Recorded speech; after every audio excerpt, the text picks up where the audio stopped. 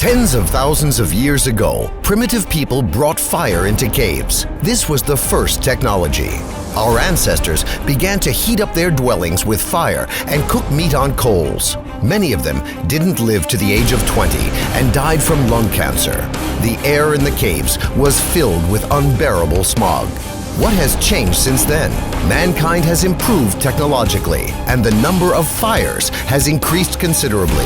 These fires now burn in car engines, diesel locomotives, motor ships, and airplanes, in heating furnaces, in atomic power stations, in boiler rooms, and in factories. A number of the harmful and poisonous elements in emissions have become considerably more abundant in comparison to those primitive fires. Thanks to surface and air transportation, we are breathing air, drinking water, and eating food products that contain a bit less than half of the components of the periodic table of elements: nitric oxide, carbon, sulfur, aldehyde, benzopyrene, soot, mercury, arsenic, lead, chlorine, polynuclear hydrocarbon, and radioactive isotopes. The list of these scary names can go on forever. It is precisely this atmospheric cocktail that we get whenever we go to the park to breathe the fresh air. The increasing number of motor vehicles has caused the concentration of these harmful substances to become lethal. There's also no point in forgetting about aviation. Each launch of a heavy rocket, as well as every flight of a multi-engined aircraft, creates a hole in the ozone layer that is comparable in size with the area of a European country.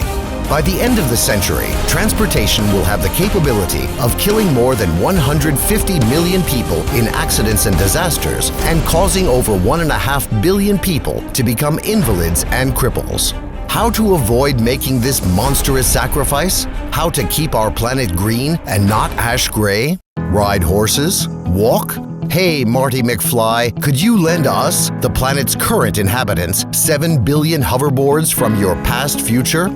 Indeed, effective transport has already been developed by the scientist Anatoly Yunitsky. This genius of an engineer invented the ideal transport in every sense of the word. It's called the Rail SkyWay. More than 30 years and several hundreds of millions of dollars have already been invested in order to bring Yunitsky's project to life. What do you envision to be the transport of the future?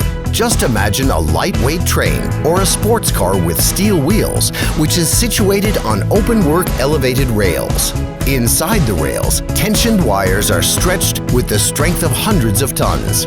Due to the ideal evenness of the track and the super aerodynamics of the rolling stock, it is capable of reaching speeds of up to 500 kilometers per hour.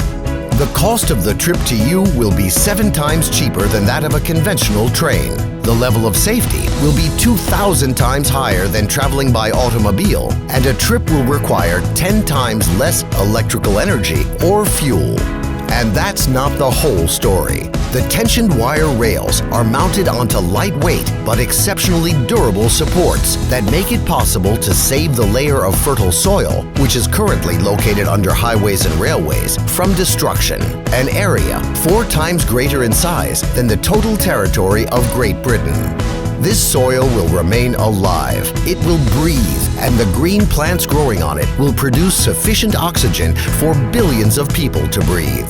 In order to implement this form of transport all around the world, it must be compared with equivalent amounts that have already been spent, which today is approximately the same cost as 2 or 3 football players or 1 or 2 paintings by not even the most famous of impressionists. And it is possible to make this a reality with only public funding.